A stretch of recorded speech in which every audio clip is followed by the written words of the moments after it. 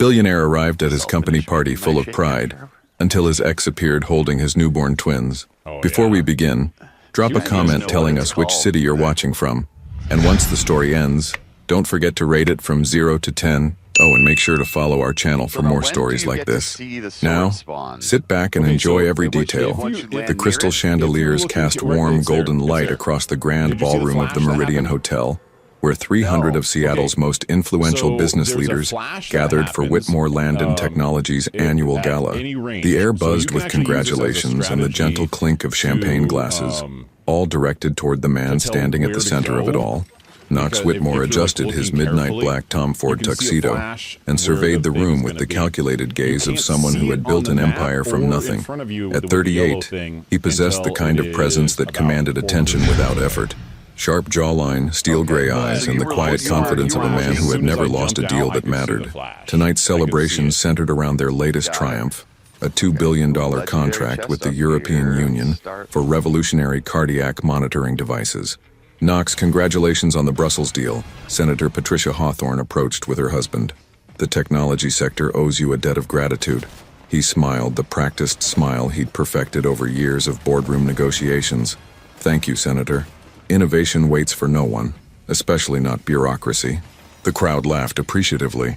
Knox had learned early that success wasn't just about creating superior products.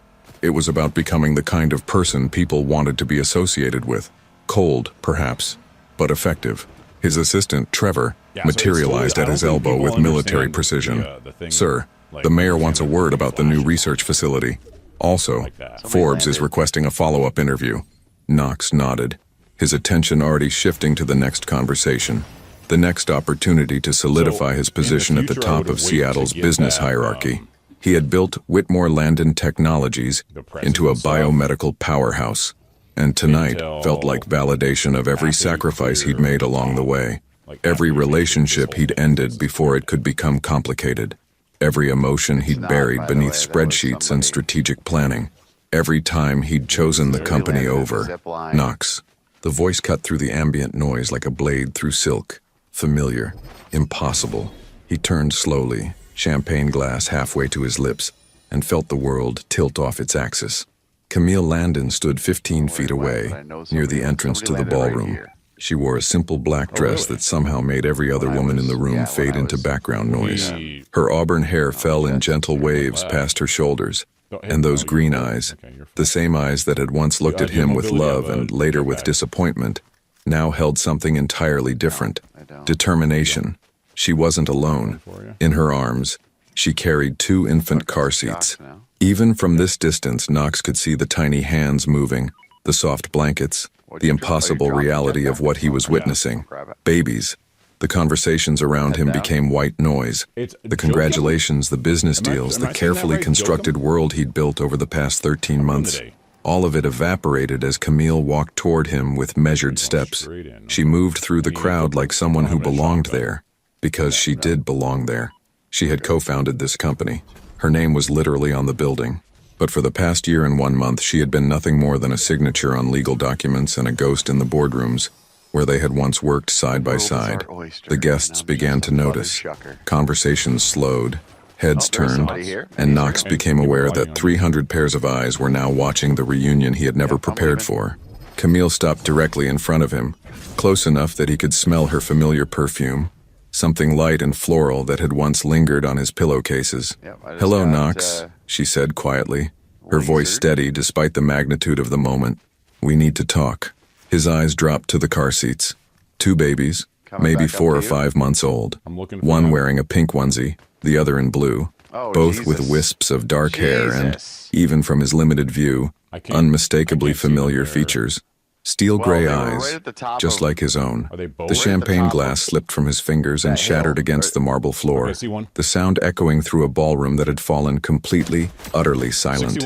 What would you do if the life you thought you'd left behind returned carrying the future you never knew existed? Knox's hands trembled as he loosened his bow tie in the elevator ascending to the penthouse conference room. The silence between him and Camille felt heavier than the combined weight of both car seats she carried. He had faced hostile takeovers, Senate hearings, and billion-dollar negotiations, but nothing had prepared him for the sound of soft baby coos echoing in the confined space. The elevator dinged softly at the 32nd floor. Knox's private conference room, the same space where they had once planned their company's future together, where they had shared late-night Chinese takeout and dreams of changing the world through medical technology. Camille walked in first, her heels clicking against the polished hardwood floor. She set the car seats down on the long mahogany table with practiced efficiency, the same table where Knox had signed the papers dissolving their personal partnership 13 months ago. "You can close your mouth now," she said without turning around, her voice carrying a hint of the dry humor he remembered. "I know it's a lot to process." Knox shut the door and leaned against it, still staring. The babies, his children, his mind struggled to accept, were awake now. The little girl in pink had found her thumb and was sucking contentedly. The boy in blue stretched tiny arms above his head, yawning with the kind of complete trust that only newborns possessed. 13 months, Knox said finally, his voice rougher than he intended. "You've been gone for 13 months. 14 months and 3 days, Camille corrected, unbuttoning her coat and draping it over a chair. "But who's counting?" She looked different, still beautiful. That hadn't changed, but there was something new in the way she carried herself. A quiet confidence that hadn't been there before. Motherhood, he realized. It had changed her in ways he was only beginning to understand. "Their names," he said, stepping closer to the table. "What are their names?" "Ilara and Finn." She touched the girl's cheek with one finger. Ilara rose. "Finn Alexander." Knox's breath caught. "Alexander. His middle name." "They're 4 months old," Camille continued, her voice steady but careful. "Born on March 15th. Ilara came first by 12 minutes. She's been the bossy one ever since." As if responding to her mother's voice, Ilara made a soft gurgling sound and kicked her legs. Knox found himself leaning closer, drawn by something he couldn't name. "Knox," Camille's voice brought his attention back to her face. "I didn't come here to destroy your life or demand anything from you. I came because they deserve to know who their father is, and you deserve to know they exist." "Why now?" The question came out harsher than he meant. "Why not when you first found out? Why not when they were born? Why show up at the biggest night of my career and—" "Because I needed time." Her green eyes flashed with the first spark of real emotion he'd seen. "Time to figure out how to be their mother without losing myself. Time to decide if I could handle you rejecting them the same way you rejected the possibility of us having a family." The words hit like a physical blow. Knox remembered that last fight with perfect, painful clarity. Camille had been washing dishes in his penthouse kitchen, talking about a future that included marriage and children and Sunday mornings that didn't revolve around quarterly reports. He had shut her down with surgical precision. "I told you from the beginning that wasn't what I wanted," he said quietly. "No, you told me it wasn't what you planned. There's a difference."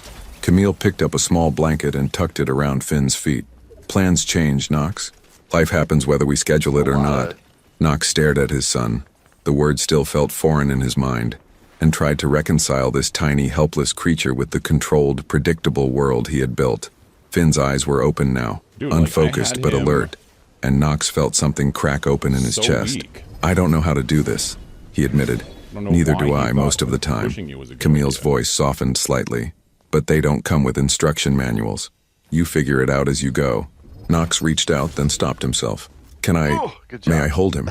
Camille studied his face for a long moment, then nodded. She lifted Finn from his car seat with the kind of natural grace that spoke of months of practice, supporting his head with one hand and cradling his body with the other. "Support his neck," she instructed quietly, transferring the baby to Knox's awkward arms. "He's stronger than he looks, but still fragile." Finn weighed almost nothing, but somehow felt like the heaviest thing Knox had ever held. The baby looked up at him with those familiar gray eyes, and Knox felt his carefully constructed defenses crumble completely. "He has your stubborn chin," Camille observed, and Knox could hear the smile in her voice. "And your nose," Knox replied without thinking, then looked up to find her watching him with an expression he couldn't read. For a moment, the conference room felt less like a battleground and more like what it had once been. A place where two people who cared about each other planned a future together. Then Finn began to cry, and the spell broke. 3 days later, Knox stood outside a modest 2-bedroom apartment in Ballard, holding a paper bag from Pike Place Market, and questioning every decision that had led him to this moment. The building was a far cry from his penthouse. Brick facade weathered by Seattle rain, small balconies with bicycles and potted herbs, the kind of place where young families started their lives. He had spent 72 hours unable to focus on anything except the weight of Finn in his arms and the sound of Alara's soft breathing. His assistant Trevor had rescheduled 2 board meetings and a conference call with Tokyo investors. Knox Whitmore, who had never missed a deadline in his adult life, couldn't concentrate on quarterly projections when his mind kept drifting to tiny fingers and the way Camille had looked at him when he held their son. The apartment door opened before he could knock.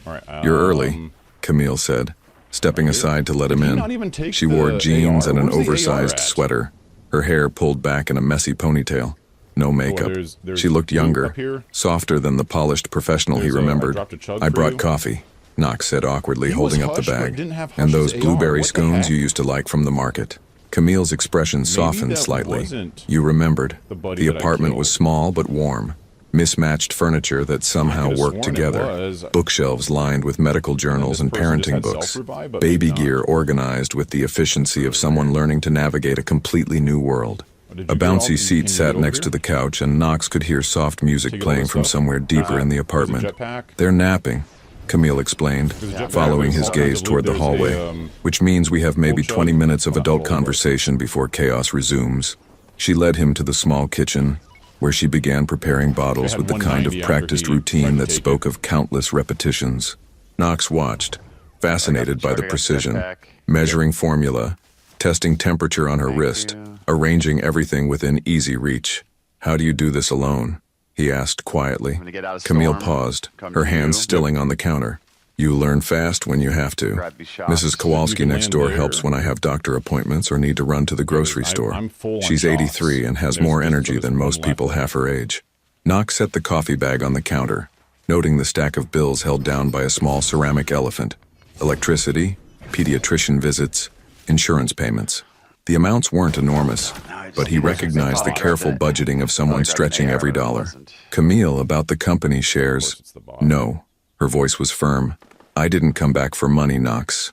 I came back because Alara and Finn deserve to know their father, not because I need financial support. But you're living on savings. The medical bills alone. I'm managing." She pulled 2 mugs from a cabinet that had seen better years.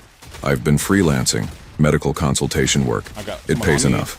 Knox wanted to argue, to point out that she was brilliant enough to be running research departments at major hospitals, that raising twins alone while doing freelance work was unsustainable. But the set of her shoulders told him this wasn't a conversation she was ready to have. A soft cry came from the back bedroom, followed immediately by another. "Nap time's over," Camille said with a small smile. "Perfect timing, actually. They've been extra fussy lately. I think they're going through a growth spurt." Knox followed her down the narrow hallway to a bedroom that had been converted into a nursery. 2 cribs stood side by side, and both babies were awake. Alara kicking her legs energetically while Finn made the soft, whimpering sounds that Knox was learning meant hunger was imminent. "May I?" Knox asked, gesturing toward Alara. Camille nodded, and Knox carefully lifted his daughter from her crib. She felt heavier than she had 3 days ago, more solid somehow. Her gray eyes focused on his face with what looked like recognition, and she made a small cooing sound that did something dangerous to his carefully guarded heart. "She likes you," Camille observed, lifting Finn with practiced ease. "That's not a given. She's particular about people." Knox found himself smiling at his daughter, making soft nonsense sounds that he would have been mortified for any business associate to witness. Alara seemed fascinated by his voice, her tiny hand reaching toward his face. They moved back to the living room, where Camille settled into a well-worn armchair with Finn, while Knox carefully lowered himself onto the couch with Alara. The baby began to fuss, and Camille stood to retrieve a bottle. "Can you hold her for a minute while I warm this?" she asked. "Of course." The words came out more confident than he felt. Alone with both babies, Knox felt panic creep up his spine. What if one of them cried? What if he did something wrong? He looked down at Alara, who was studying his face with intense concentration. "Hello, sweetheart," he said quietly. I'm your father. I know that doesn't mean much right now, but I'm trying to figure out what it should mean." Ilara's expression remained serious, as if she were considering his words carefully. Then, without warning, she smiled. A real, genuine smile that transformed her entire face. Knox felt something fundamental shift inside his chest, like tectonic plates rearranging themselves. This tiny person who shared his DNA and apparently his stubborn chin had just smiled at him. At him, specifically. Did you see that? He called toward the kitchen, his voice rough with emotion he couldn't contain. See what? Seriously, Camille Umbrella? appeared with a bottle, then stopped when she saw his face. Oh, she smiled at you. Is that normal? At 4 months? It's perfect, Camille said softly, settling back into her chair with Finn. It means she trusts you. Knox looked back at Alara, who had returned to her serious study of his features. Trust. Such a simple word, but it carried the weight of possibilities he had never allowed himself to imagine. Knox's phone buzzed insistently on his nightstand at 2:47 a.m. He reached for it automatically, assuming it was another urgent call from their Hong Kong office, but Camille's name on the screen made his pulse spike with immediate concern. Camille? What's wrong? Her voice came through tired and strained. I'm sorry to call so late. Finn's been running a fever since yesterday and it's gotten worse. I'm at Seattle Children's Hospital and I don't have anyone else to call. Knox was already reaching for his clothes. I'm on my way. 20 minutes later, he found her in the pediatric emergency waiting room, pacing slowly while bouncing Finn against her shoulder. She looked exhausted, her hair disheveled, wearing the same sweater from 3 days ago. Ilara slept peacefully in her carrier, oblivious to the crisis surrounding her brother. Any news? Knox asked, touching her elbow gently. They're running tests.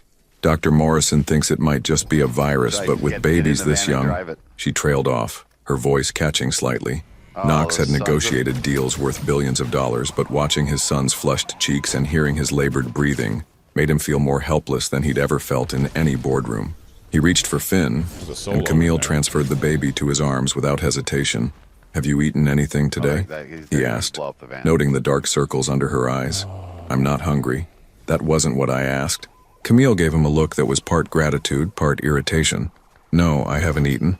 Knox settled into the uncomfortable plastic chair beside her, adjusting Finn's position until the baby seemed more comfortable. There's a vending machine down the hall. At least get a granola bar or something. I don't want to leave him. He's with his father, Knox said quietly. He'll be fine for 5 minutes. The word father still felt strange coming from his mouth, but less foreign than it had a week ago. Camille studied his face, then nodded reluctantly and walked toward the hallway. Knox looked down at Finn, whose gray eyes were glassy with fever but alert. Hey, buddy, he murmured. You're going to be okay. Your mom's been taking excellent care of you, but you're scaring us a little bit. A young resident appeared, clipboard in hand. Mrs. Landon? She stepped away for a moment. I'm Knox Whitmore, the father. The resident's expression shifted slightly. Recognition, perhaps, or surprise. Knox was used to being recognized in Seattle's business circles, but it felt different here, surrounded by worried parents and the antiseptic smell of hospital corridors. Mr. Whitmore, I'm Dr. Jennifer Hayes. Finn's blood work came back normal, and his temperature is responding to the fever reducer. It appears to be a common viral infection. We'd like to observe him for another hour, but he should be fine to go home with standard monitoring. Relief flooded through Knox with surprising intensity. Thank you. What should we watch for? Dr. Hayes ran through the warning signs. Persistent fever, difficulty breathing, changes in eating patterns. Knox found himself taking mental notes with the same focus he'd once reserved for merger negotiations. Camille returned with a package of crackers and found Knox asking detailed questions about infant fever management. She settled beside them, and Knox noticed how she automatically checked Alara's breathing, adjusted the carrier blanket, and felt Finn's forehead, a mother's constant vigilance that never fully switched off. Better? Knox asked, nodding toward the crackers. Getting there. She leaned back in the chair, and for the first time since he'd arrived, some of the tension left her shoulders. Thank you for coming. I know it's not your responsibility. Yes, it is. The firmness in his own voice surprised him. They're my children too, Camille. This is exactly my responsibility. She looked at him with an expression he couldn't quite read. 2 weeks ago, you didn't know they existed. 2 weeks ago was 2 weeks ago. Knox shifted Finn to his other arm, noting how the baby's breathing had grown easier. I can't change the fact that I missed the first 4 months of their lives, but I'm here now. An hour later, they were walking through the hospital parking garage toward Knox's Tesla. Camille carried the diaper bag in Alara's carrier while Knox held Finn, who had finally fallen into a peaceful sleep. I can take a rideshare home, Camille said as they reached his car. You don't need to. Camille, Knox's voice was patient but firm. It's almost 5 in the morning. I'm driving you home. The car ride was quiet, except for the soft sounds of the babies sleeping in their properly installed car seats. Knox had called his assistant at 4 a.m. to have them delivered to the hospital. Camille stared out the window at the empty Seattle streets, her reflection ghost-like in the glass. I was terrified, she admitted quietly. When his fever spiked and he wouldn't eat, I've never been so scared in my life. Knox glanced at her in the rearview mirror. But you handled it perfectly. You got him the care he needed. I called you.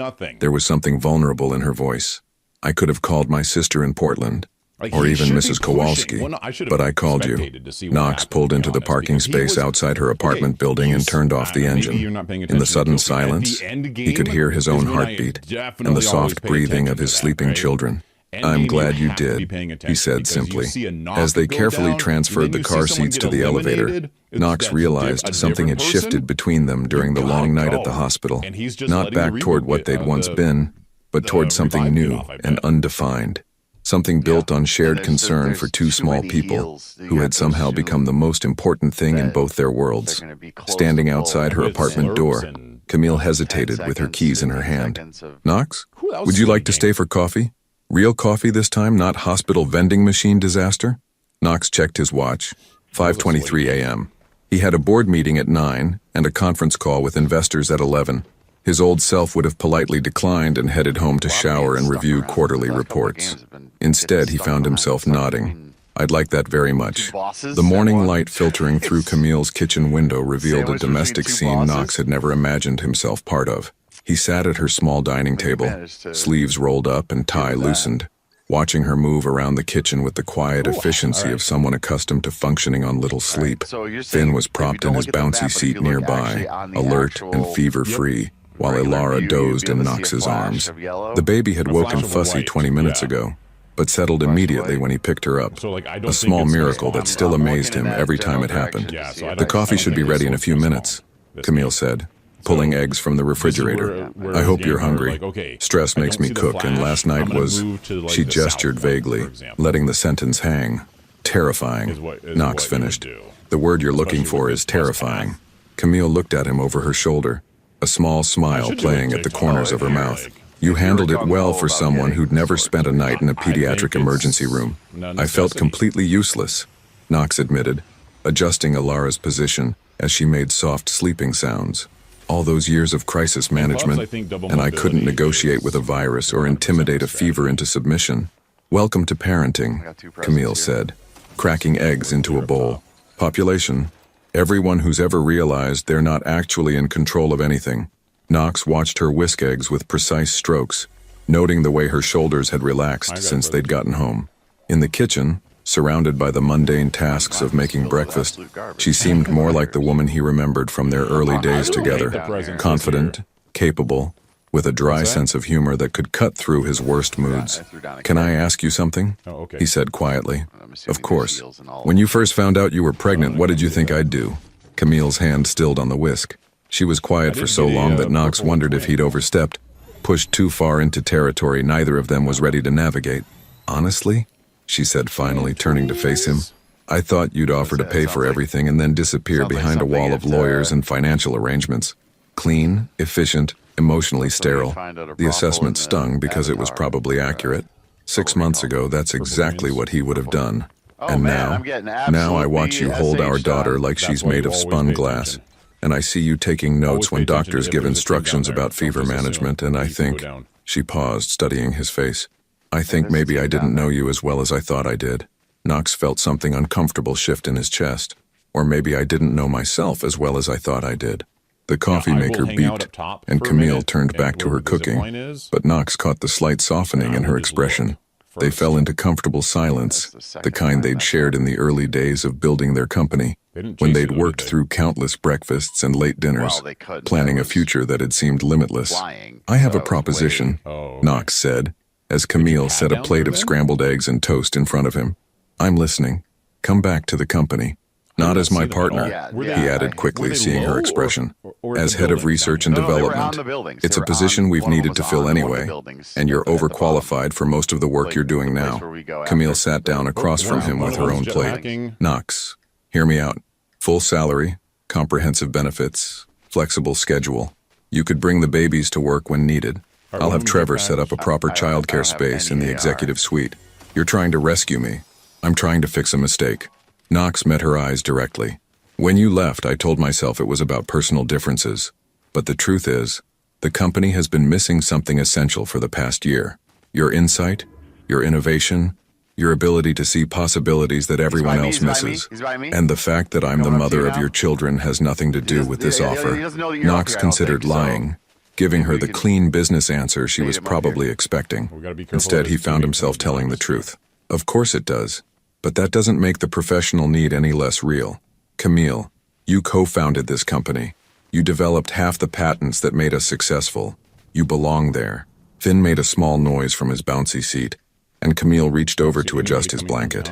Knox noted the automatic way she responded to even the smallest sounds from either baby. A hypervigilance he was beginning to understand was simply part of being responsible for someone completely dependent on you. I'll think about it, she said finally. That's all I'm asking. Knox's phone buzzed with a text from Trevor. Board meeting moved to 10 a.m. Investors asking about your absence.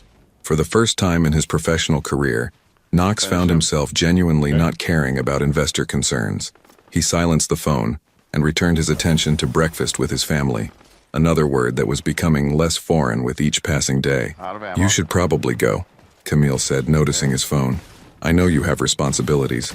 Knox looked at Alara, still sleeping peacefully in his arms, then at Finn, who was making the soft cooing sounds that meant he'd be hungry soon, then at Camille, who was watching him with an expression of patient understanding. My responsibilities are here too, he said simply.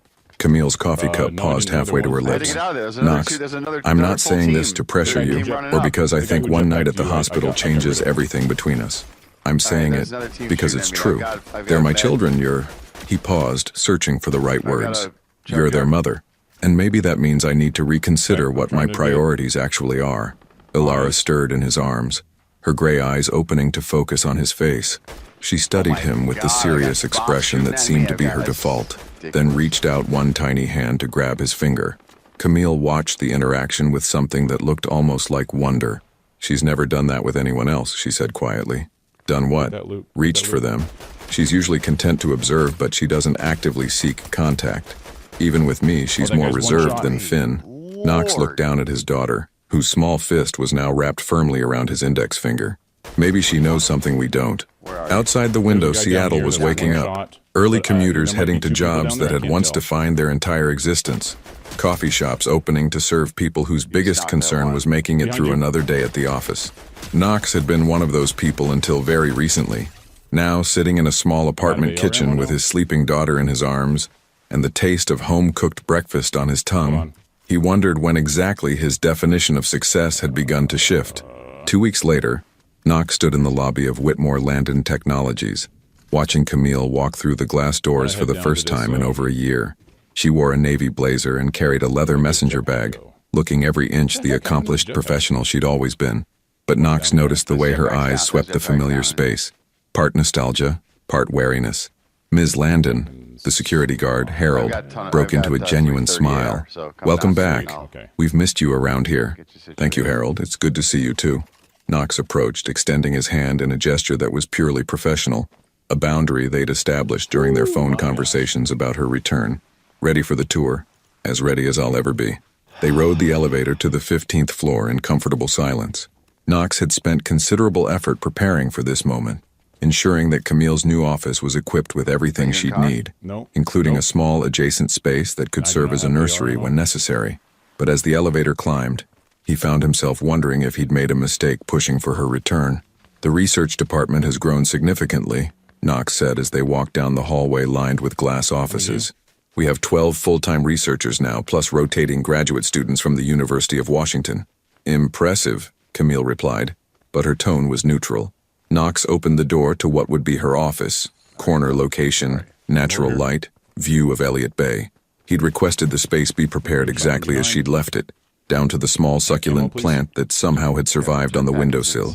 Camille stepped inside and stopped abruptly. Her desk chair, her filing system, even the framed photo of the two of them at the company's first major breakthrough. Everything was exactly where she'd left it 14 months ago. You kept it all, she said quietly. I kept hoping you'd come back. She moved to the window looking out at the water. This feels strange. like stepping back into a life that doesn't fit anymore. Knox leaned against the doorframe, watching her profile. What would make it fit better? Before she could answer, a familiar voice cut through the moment. Well, look who's decided to grace us with her presence again. Knox turned to see Victoria Sterling, their head of business development, standing in the doorway. Victoria was brilliant, ambitious, and had made it clear on multiple occasions that she considered Camille's departure an abandonment rather than a personal choice. "Victoria," Camille said evenly. "Good to see you." "Is it?" Victoria stepped into the office, her smile sharp. "Because walking away without notice and leaving the rest of us to manage your responsibilities didn't feel particularly considerate."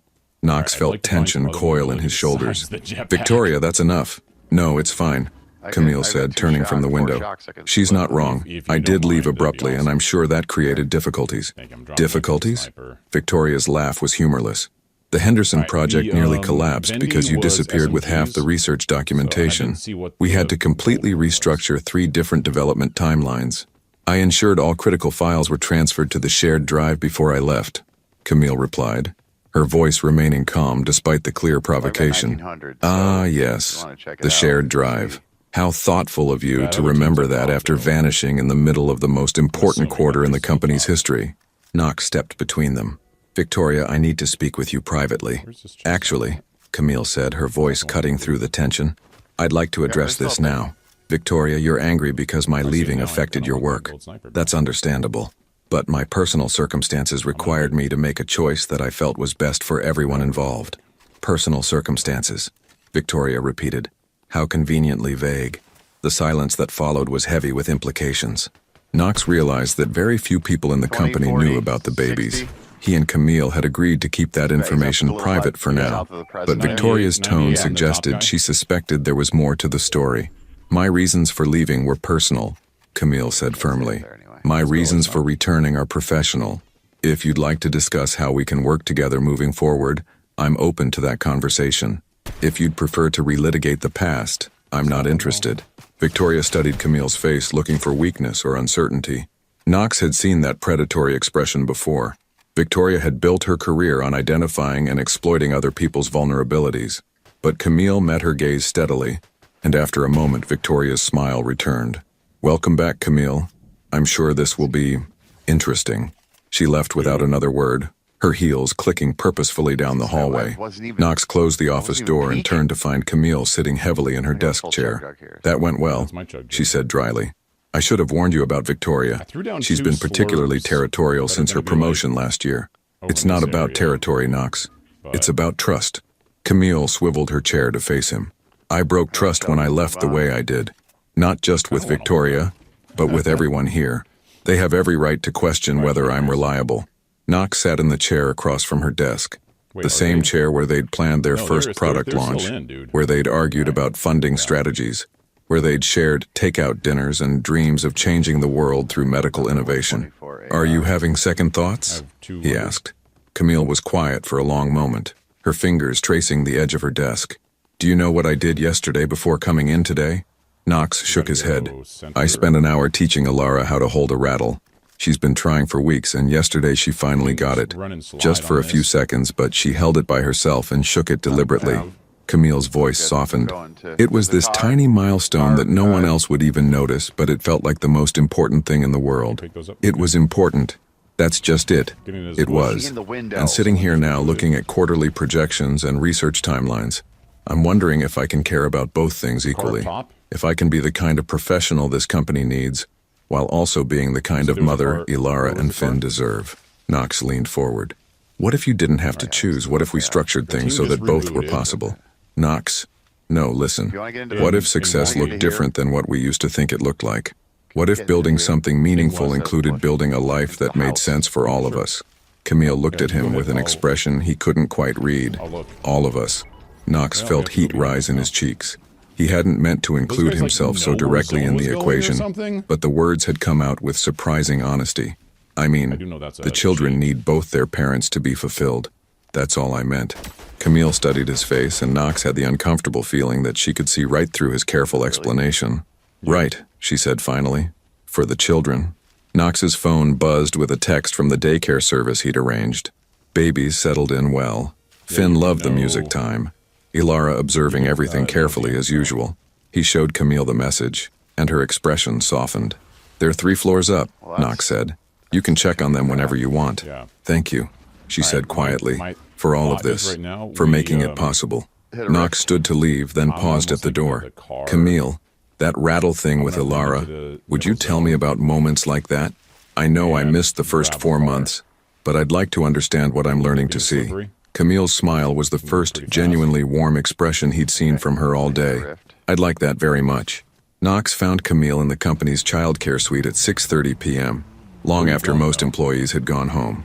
She sat cross-legged on the soft play mat, watching Ilara attempt to roll from her back to her stomach, while Finn contentedly chewed on a teething ring nearby. The late afternoon sunlight streaming through the windows cast everything in warm gold. "Working late on your first week back?" Knox asked, settling onto the floor beside them. "Trying to catch up on 14 months of research developments," Camille replied, gently encouraging Ilara's efforts. "Did you know we're only 6 months away from FDA approval on the cardiac monitoring system? The one we started developing right before I left?" "I did know that, yes, it's been my primary focus for the past year." Camille looked at him with surprise. "Your focus? Knox, you hate the technical development phase. You always said the science bored you." Knox felt heat rise in his neck. The truth was, throwing himself into the detailed research had been the only way to feel connected to Camille after she'd left. Every late night spent reviewing her original notes, every modification he'd suggested to the development team, had been his way of maintaining some thread of connection to the woman who had disappeared from his life. "People change," he said simply. Ilara finally succeeded in rolling over, immediately becoming frustrated when she couldn't roll back. Camille scooped her up with practiced ease, making soft, encouraging sounds. "She's determined," Knox observed. "Gets that from you. And the temper when things don't go her way?" Camille raised an eyebrow. "That's definitely yours." They fell into comfortable silence, watching Finn explore a soft fabric book with intense concentration. Knox marveled at how natural this felt, sitting on the floor of an office building having a conversation about their children's personalities, as if they'd been co-parenting for months instead of weeks. "Can I ask you something?" Camille said, adjusting Ilara's position. "Of course. That night, when I told you I wanted marriage and children, do you remember what you said exactly?" Knox's stomach tightened. He remembered with perfect, painful clarity. "I said it wasn't what I wanted, that it wasn't part of my plan. You said, 'Some people aren't built for that kind of responsibility, Camille. I've never pretended to be someone I'm not.'" Her voice was quiet, factual. "And then you said that love wasn't enough to change fundamental incompatibilities." The words hung in the air between them like a physical presence. Knox had replayed that conversation countless times over the past year, but hearing his own words repeated back to him made them sound even harsher than he'd remembered. "I was scared," he admitted quietly. "Of what?" Knox watched Finn attempt to put the fabric book in his mouth, his gray eyes serious with concentration. "Of failing them, of failing you. My father left when I was 7, Camille. Just walked out one day because the responsibility of a family was too much for him. My mother spent the next 10 years telling me how much I reminded her of him." Camille's expression softened, but she didn't interrupt. "I built my entire life around being self-sufficient, around never needing anyone or having anyone need me, in a way that could destroy them if I failed. And you were sitting in my kitchen talking about babies and Sunday mornings and soccer games, and all I could think was that I'd eventually disappoint you the same way he disappointed us. So you disappointed me preemptively instead." Knox winced at the accuracy of her assessment. It seemed safer at the time. Camille shifted Ilara to her other arm, her movements gentle despite the weight of their conversation. "Do you know what I thought when I found out I was pregnant? That I'd be exactly the kind of father you expected, absent and selfish." "No." Camille's voice was surprisingly gentle. "I thought about the way you used to bring me coffee when I was working late, how you always remembered which flavor of Thai food I preferred for takeout orders. I thought about how you once spent an entire weekend helping your elderly neighbor repair her front steps even though she couldn't pay you." Knox stared at her. "Mrs. Chen's steps? How did you know about that?" "Because I drove by your apartment that Saturday and saw you out there with a toolbox, teaching her grandson how to use a level. You never mentioned it, but I knew." Knox felt something shift in his chest, a loosening of tension he hadn't even realized he'd been carrying. "I thought about those things," Camille continued, "and I realized that the man who did them would probably be a good father. if he could get past his own fear long enough to try. Ilara made a soft cooing sound and reached toward Knox. He extended his finger automatically, and she grasped it with the fierce determination that seemed to characterize everything she did. "And now?" he asked. "Now I watch you learn how to change diapers like you're studying for the most important exam of your life. I see you take notes during pediatrician appointments and research the best organic baby food options. I watch you hold them like they're the most precious things you've ever touched." Camille paused. "And I think maybe we were both wrong about who you are." Knox felt tears prick at his eyes. An emotional response that would have terrified him 6 months ago, but now felt like a natural reaction to the magnitude of what she'd just given him. "I don't want to be my father," he said quietly. "You're not your father, Knox. You're here. Every day you're here, trying to figure out how to be what they need. That's not abandonment, that's the opposite of abandonment." Finn had managed to work the fabric book into his mouth and was gumming it with satisfaction. Knox reached over to adjust the baby's position, noting how Finn immediately leaned into his touch. "There's something else," Camille said, her voice hesitant. "Something I should have told you before." Knox looked at her, sensing a shift in the conversation's tone. "When I left, when I found out I was pregnant, I wasn't just scared about your reaction. I was scared about mine." She took a breath. "I was scared that I wanted this life with you so much, that I'd compromise everything I'd worked for professionally, that I'd lose myself trying to become the kind of woman you might eventually want to marry." "Camille, let me finish. I realized that leaving wasn't just about protecting the babies from potential rejection. It was about protecting myself from hoping for something you'd already told me you'd never want." Knox felt like the air had been knocked out of his lungs. All this time, he'd assumed her departure had been about his inadequacies as a potential father. He'd never considered that she might have been protecting her own heart as much as their children's future. "What are you saying?" Camille looked down at Ilara, who had fallen asleep against her shoulder. "I'm saying that maybe we were both running from the same thing, just in different directions." Outside the windows, Seattle's city lights were beginning to twinkle in the gathering dusk. Knox could hear the distant sounds of evening traffic, the normal rhythm of a city settling into night. But inside this small room surrounded by baby toys and the soft breathing of sleeping children, everything felt suspended in possibility. "And now?" Knox asked again, his voice barely above a whisper. Camille met his eyes directly. "Now I think we owe it to them and to ourselves to find out what happens when we stop running." Knox stood in the cereal aisle of the Ballard Market at 7 a.m. on a Saturday morning, holding a shopping list written in Camille's careful handwriting. 6-month-old Finn sat contentedly in the shopping cart, gnawing on a teething ring, while Ilara surveyed their surroundings with the serious expression that had become her trademark. This had become their Saturday routine over the past month. Knox would arrive at Camille's apartment early. They'd have coffee while the babies ate breakfast, then venture out to handle the mundane tasks of daily life together. Grocery shopping, pharmacy visits, the occasional stop at Target for diapers, and the seemingly endless supply of baby gear that constantly needed replacing. It felt startlingly normal. "Daddy, which one?" A small voice nearby caught his attention. A little girl, maybe 4 years old, was tugging on her father's hand while pointing at colorful cereal boxes. Knox felt something tighten in his chest at the word, "Daddy." Ilara and Finn were still too young for words, but someday, hopefully someday soon, they would call him that. The thought filled him with equal parts anticipation and terror. "Everything okay?" Camille appeared beside him, pushing a second cart filled with formula and baby food. "Fine," Knox said, but his voice came out rougher than intended. Camille followed his gaze to the little girl, who had successfully negotiated for a box of something that was probably more sugar than grain. Understanding dawned in her eyes. "It gets easier," she said quietly. "The overwhelming part. Does it? Because most days I feel like I'm fumbling through some elaborate performance where everyone else got a script and I'm improvising badly." Camille smiled, reaching over to adjust Finn's hat. "Welcome to parenthood. That feeling never completely goes away. You just get better at pretending you know what you're doing."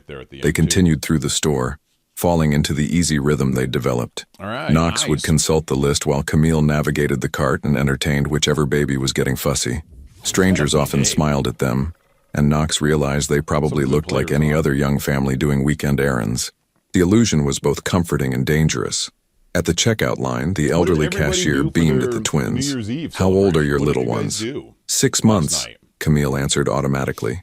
"Twins are such a blessing," the woman continued, scanning items with practiced efficiency. "My sister had twin boys. They're in college now, but I remember how exhausting those early years were. Good thing you have such a helpful husband. Knox felt heat rise in his face, but Camille's response was smooth and natural. Yes, he's wonderful with them. They didn't correct the assumption. Knox found himself wondering what that meant. In the parking lot, as they loaded bags into Knox's SUV, he'd traded his Tesla for something more practical 3 weeks ago. Camille brought up the subject he'd been dreading. "My lease is up at the end of next month," she said, buckling Alara into her car seat. Knox's hands stilled on the grocery bags. "Are you renewing?" "I don't know. The apartment is getting small with all the baby gear, and Mrs. Kowalski is moving to assisted living. I'll lose my backup childcare." Knox had been thinking about this conversation for weeks, running through various approaches and discarding them all as too presumptuous or too casual. But standing in a grocery store parking lot with his children secured in car seats and the normalcy of the morning, making everything seem possible, the words came out before he could stop them. "Move in with me." Camille stopped what she was doing and looked at him directly. "Knox, I don't mean as a romantic gesture or because I think one good month of co-parenting erases everything that happened between us. I mean practically. My penthouse has 4 bedrooms. There's space for a proper nursery, room for them to grow. You wouldn't have to worry about childcare because I'd be there. That's a big step, is it? We're already doing this. Sharing responsibility, making decisions together, spending most of our free time in each other's company. The only difference would be a dress." Camille leaned against the car, studying his face. "And what happens when this arrangement gets complicated? When one of us wants to date someone else, or when we disagree about something important regarding the kids?" Knox felt something cold settle in his stomach at the mention of dating other people, but he pushed the feeling aside. "Then we figure it out like adults, like parents who want what's best for their children." You make it sound simple. Maybe it is simple. Maybe we've been making it more complicated than it needs to be.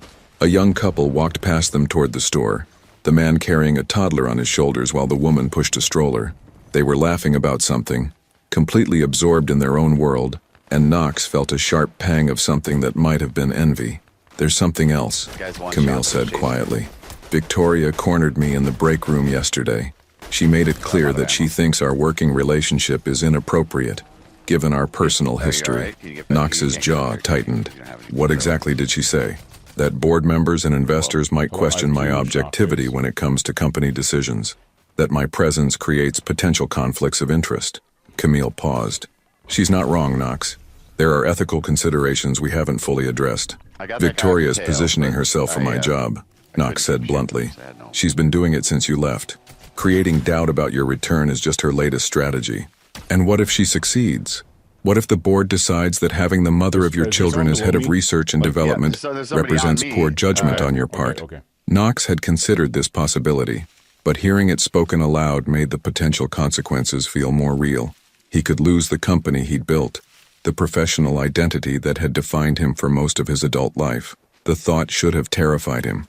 6 months ago, it would have sent him into crisis mode, developing contingency plans and damage control strategies.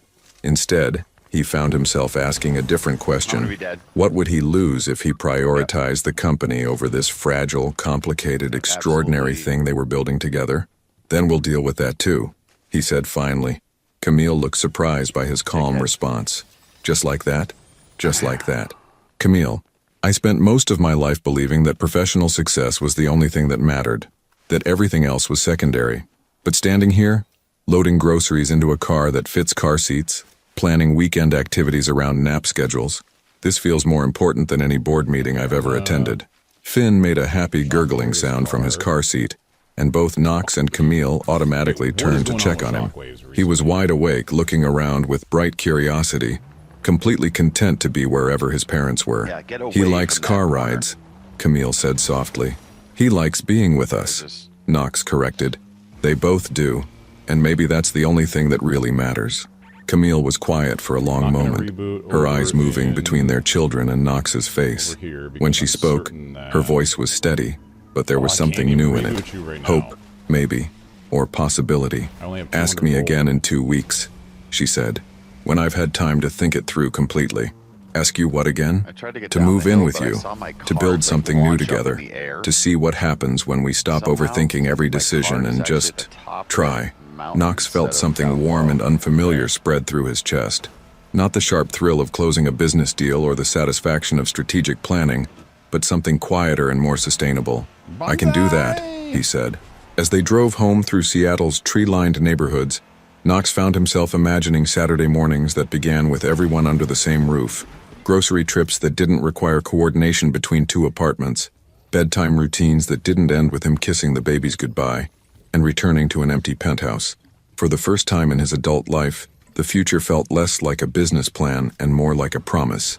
The emergency board meeting was called for 2 p.m. on a Thursday afternoon, giving Knox barely enough time to arrange emergency childcare and cancel 3 important client calls. He sat at the head of the polished conference table, facing 8 board members whose expressions ranged from concerned to openly hostile, while Victoria Sterling presented what she called concerns about leadership and corporate governance. The issue isn't personal, Victoria said, clicking to the next slide of her presentation. It's about fiduciary responsibility and potential conflicts of interest that could expose the company to legal liability. Knox kept his expression neutral, but internally he was calculating the political landscape. 3 board members were clearly in Victoria's camp, 2 were undecided, and 3 remained loyal to him. It would be close. Furthermore, Victoria continued, there are questions about whether personal relationships are influencing hiring decisions and resource allocation.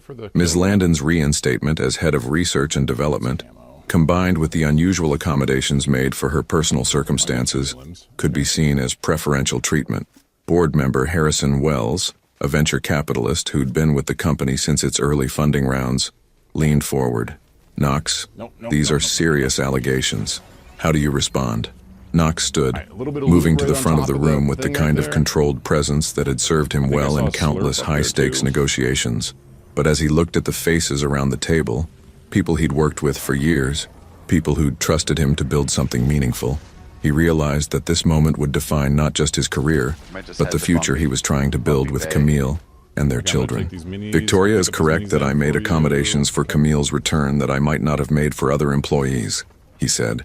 She's also correct that our personal relationship complicates the professional dynamic. He could see surprise flicker across several faces. They'd expected denial or deflection, not admission. What Victoria hasn't mentioned, Knox continued, is that since Camille's return 6 weeks ago, our research and development productivity has increased by 37%.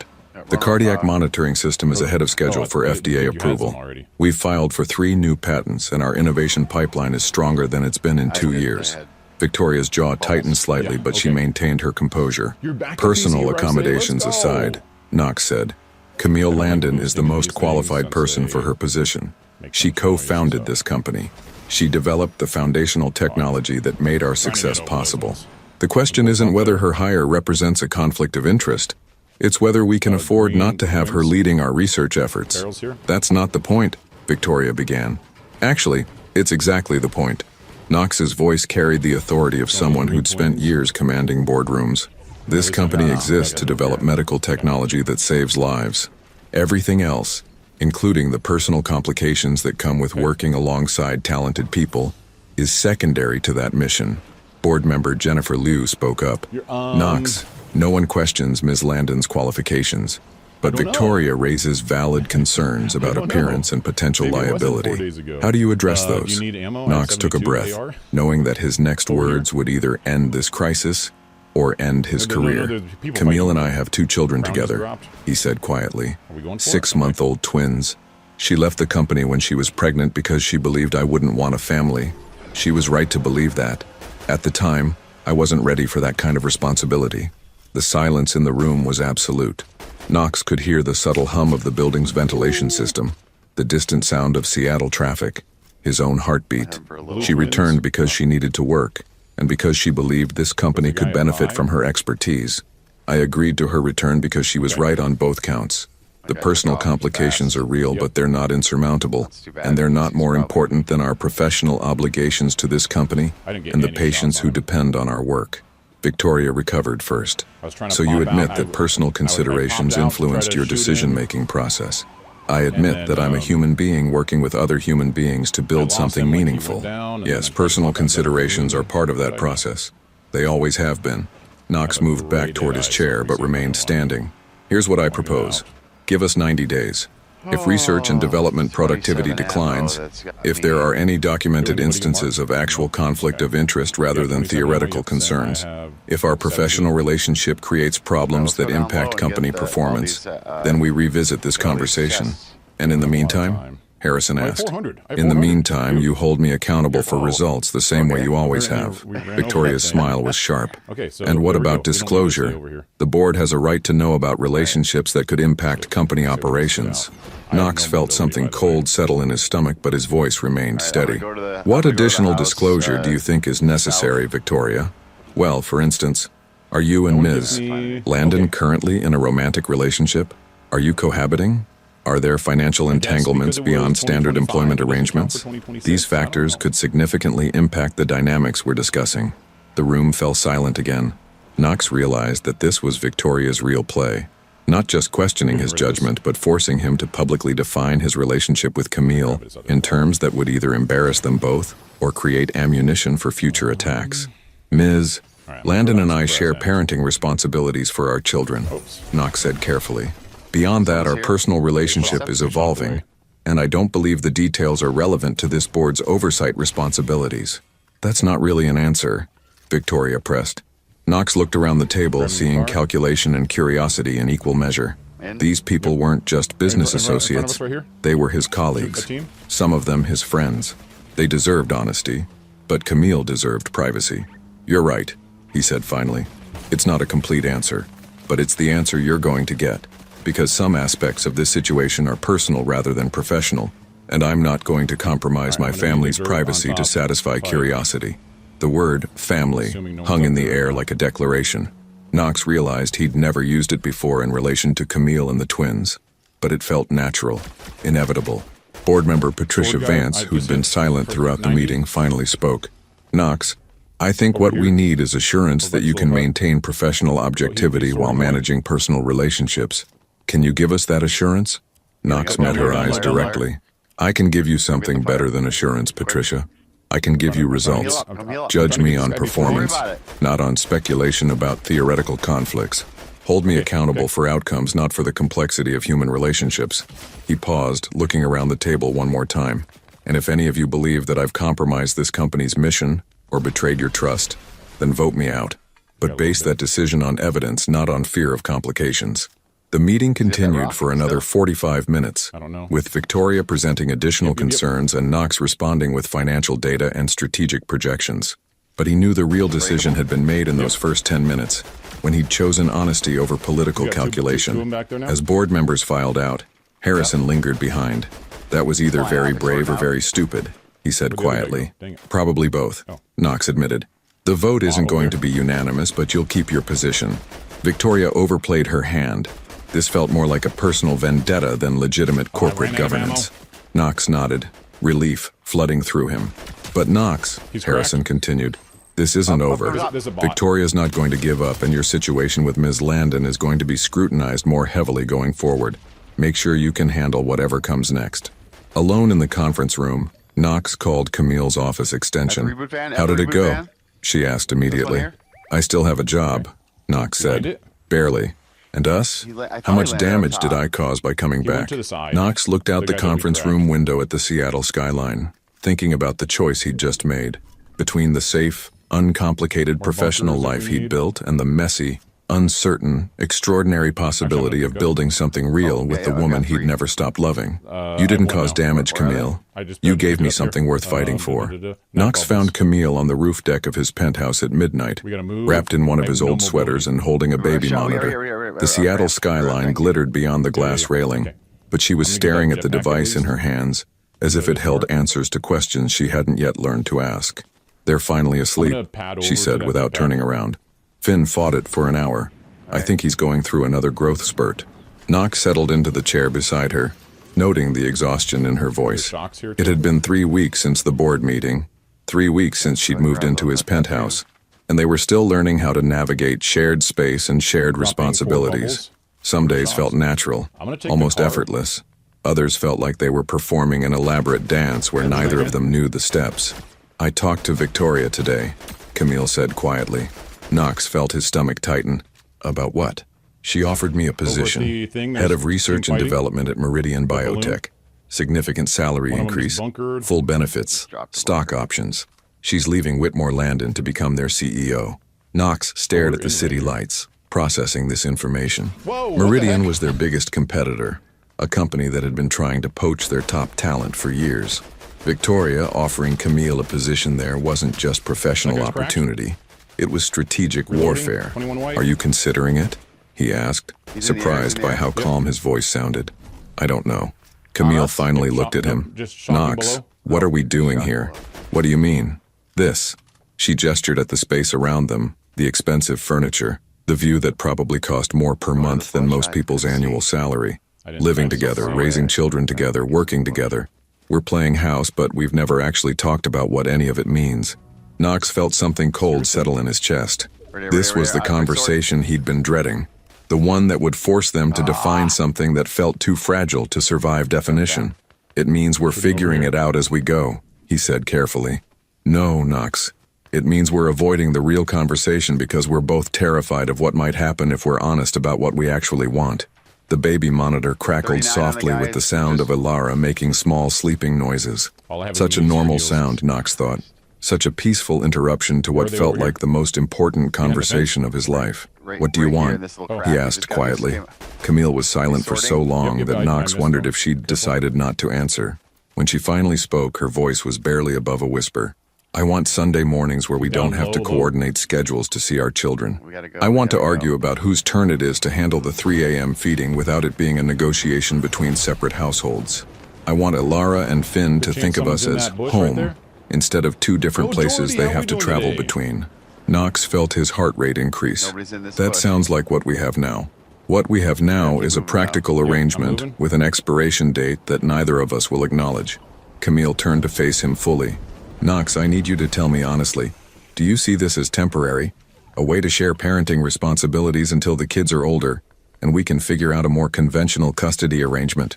The question hung between them like a challenge. Knox realized that his answer would determine everything, not just their living situation or their professional relationship, but the entire trajectory of their family's future. No, he said finally. I don't see this as temporary. Then what do you see it as? Knox stood up, moving to the railing where he could look out at the city that had been his home for most of his adult life. From this height, the streets looked organized, manageable, like problems that could be solved with proper planning and sufficient resources. I see it as the life I never knew I wanted until it was right in front of me, he said. I see it as Sunday mornings and 3 a.m. feedings and arguing about whose turn it is to change diapers. I see it as watching Alara learn to walk and teaching Finn to throw a baseball and staying up too late helping with homework when they're older. He turned back to face her, and the expression on her face nearly undid him completely. I see it as building something real with the woman I've been in love with for 3 years, even when I was too stubborn and too scared to admit it to myself. The words hung in the air between them, impossible to take back. Knox felt exposed, vulnerable in a way that had nothing to do with business negotiations or professional relationships. Camille stood up slowly, the baby monitor clutched in her hands like a lifeline. 3 years? She whispered. Since the night we stayed up until dawn working on the initial patent applications and you fell asleep on my couch still wearing your lab coat. I woke up at 5 a.m. and found you there and I realized I'd never seen anything more beautiful than you sleeping surrounded by our work. Knox's voice was steady, but his hands were shaking. I've been in love with you since that night, Camille. I just spent 2 years convincing myself it was professional admiration and 1 year trying to forget you existed. Tears were running down her face now, but she wasn't looking away. You broke my heart, she said quietly. I know. You made me feel like wanting a family with you was asking for something impossible. I know that too. And now you're standing here telling me you've been in love with me this whole time, and I don't know what to do with that information. Knox stepped closer to her, close enough that he could see the gold flecks in her green eyes, close enough that he could smell her familiar perfume mixed with the baby powder that seemed to cling to everything they owned now. You don't have to do anything with it, he said. I'm not telling you because I expect something in return. I'm telling you because you asked me what I see when I look at our life together. And the truth is that I see everything I want, with the person I love, raising the children who somehow made me understand what actually matters. Camille set the baby monitor down on the small table between their chairs. When she looked up at him, her expression was a mixture of hope and terror that Knox recognized because he felt it too. "I turned down Victoria's offer this afternoon," she said. "Before or after this conversation?" "Before.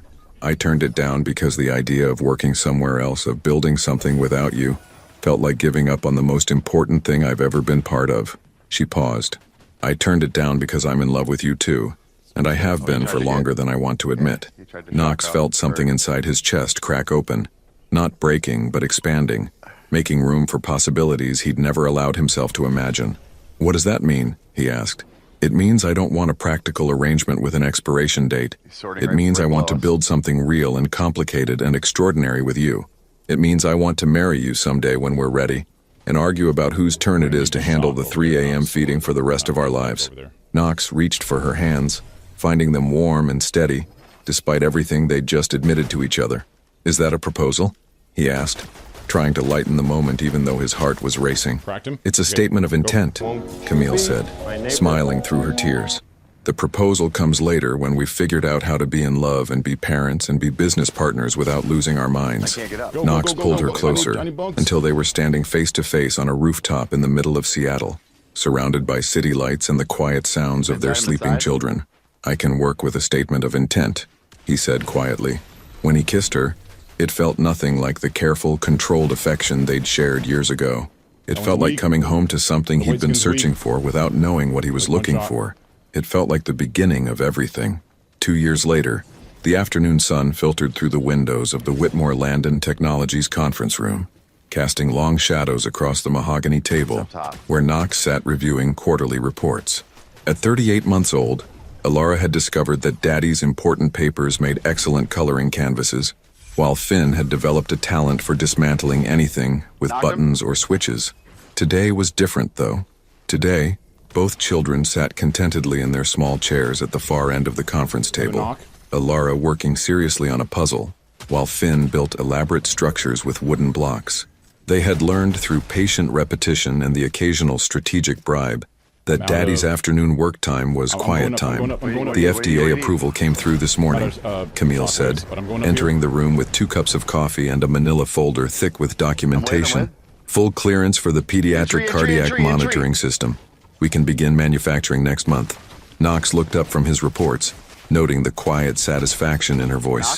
The pediatric system had been Camille's passion project for the past 18 months. A smaller, more sensitive version of their adult monitoring technology, designed specifically for children with heart conditions. "That's incredible news," he said, accepting the coffee. "How many units are we projecting for the first quarter?" "Conservative estimate, 15,000. But Dr. Morrison at Seattle Children's thinks we could see demand closer to 25,000 once pediatric cardiologists start seeing the data." Knox felt the familiar warmth that came with professional success. But it was different now. Quieter, more sustainable. Success felt less like validation and more like the natural result of building something meaningful with people he cared about. "Daddy, look," Ilara announced, holding up her completed puzzle. It was a simple scene of a family with 2 parents, 2 children, and a golden retriever, not unlike the dog they'd adopted 6 months ago after Finn had spent 3 weeks asking for a puppy like Mrs. Patterson's. "That's beautiful, sweetheart," Knox said, genuinely impressed by her focus and determination. At nearly 3 years old, Ilara approached everything with the same methodical intensity she'd shown as a baby. Finn, meanwhile, had constructed what appeared to be a complex architectural project involving all of his blocks, 3 paper clips he'd somehow acquired, and one of Knox's expensive pens. "Finn, buddy, where did you get that pen?" Camille asked, trying not to smile. Finn looked at the pen in his hand as if seeing it for the first time. "It was lonely," he said seriously. "The blocks needed it."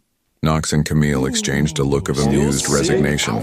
Finn's logic was often unassailable, even when it involved the redistribution of office supplies. "Speaking of the meeting," Camille said, returning to business while keeping one eye on their son's architectural endeavors. "The board wants to discuss expansion plans. Harrison thinks we're ready to open a second research facility. What do you think?" "I think we should be careful not to grow faster than we can maintain quality.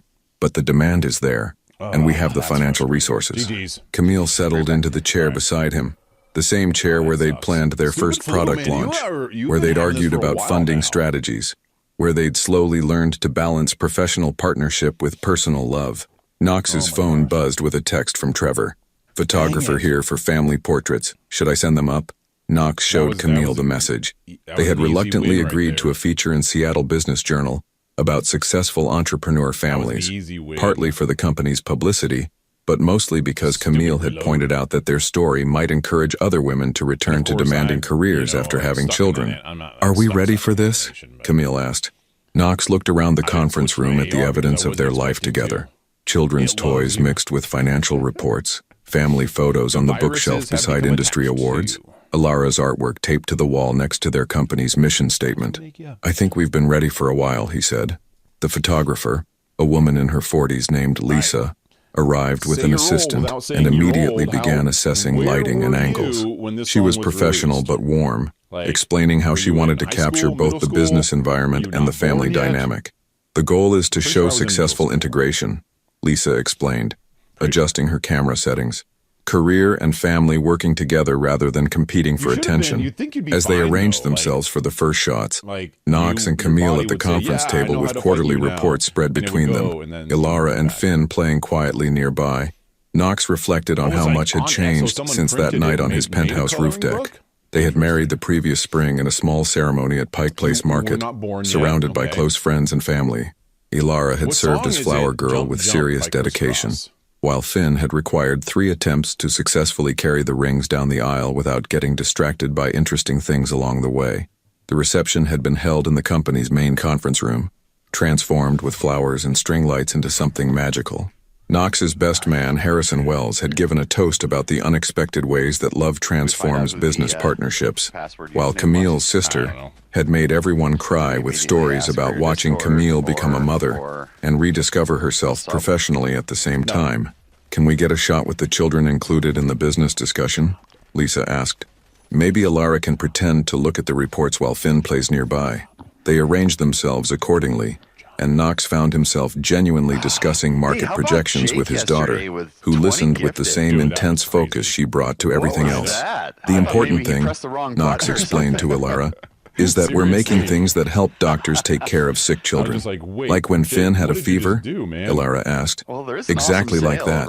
Remember how the doctor used special equipment to check his heart and temperature? We make equipment like that." Ilara nodded thoughtfully, as if this information were exactly what she'd expected to learn during a professional photo shoot. Finn, meanwhile, had discovered that the photographer's light reflectors made interesting shadows on the wall, and was conducting an elaborate experiment involving the movement of his hands and the resulting shadow puppets. "He's going to be an engineer," Camille said quietly to Knox, "or a lighting designer, or a shadow puppet artist. We'll support whatever makes him happy." Lisa continued photographing, capturing candid moments between posed shots, Camille helping Ilara understand a simple chart, Knox catching Finn before he could investigate the photographer's equipment bag, all 4 of them laughing when Finn's block tower finally collapsed in spectacular fashion. "One more setup," Lisa said. "I'd like to get a shot by the windows with the Seattle skyline in the background. Can we have the whole family looking out at the city?" They moved to the floor-to-ceiling windows that offered a panoramic view of downtown Seattle. Knox lifted Finn to his shoulders while Camille held Ilara's hand, all of them looking out at the city that had become the backdrop for their love story. "What do you see when you look out there?" Lisa asked, continuing to photograph. Knox considered the question seriously. 2 years ago, he would have seen opportunity, competition, market potential. Now he saw something different. "I see home," he said simply. "I see the place where we're building something that matters." "And what's that?" Lisa asked. Knox looked at his wife, who was pointing out landmarks to their daughter, then at his son, who was making happy sounds and reaching toward the glass as if he could touch the city beyond. "A life that makes sense," he said. "Work that helps people. Children who know they're loved, and the daily miracle of figuring it out together." After the photographer left, they stayed by the windows as the afternoon light began to fade. Ilara had fallen asleep in Camille's arms, exhausted by the excitement of being photographed while Finn dozed against Knox's shoulder. "Do you ever think about that night?" Camille asked quietly. "When you called me at the hospital about Finn's fever?" "All the time." "What do you think about?" Knox shifted Finn's weight, careful not to wake him. I think about how terrified I was. Not just about his fever, but about the possibility that you might not call me. That you might handle everything alone because you didn't trust me to be the kind of father they needed. And now I think about how you did call me. How you chose to let me be part of it. Even when you had every reason not to trust me with something so important. Camille leaned against his shoulder, and Knox could feel the steady rhythm of her breathing. The warm weight of their sleeping daughter in her arms. I was scared too, she admitted. Scared that if I let myself depend on you, you might leave again. That I'd build a life around us being together and then have to watch you decide it was too complicated. And now I know that the complicated parts are what make it real. The 3 a.m. feedings and the board meetings and the days when we can barely find time to have a conversation that isn't about work or children or whose turn it is to buy groceries. She paused. It's all complicated, and it's all exactly what I want. Outside the windows, Seattle was settling into evening. Office buildings were lighting up as people worked late, while others were heading home to their own complicated, beautiful lives.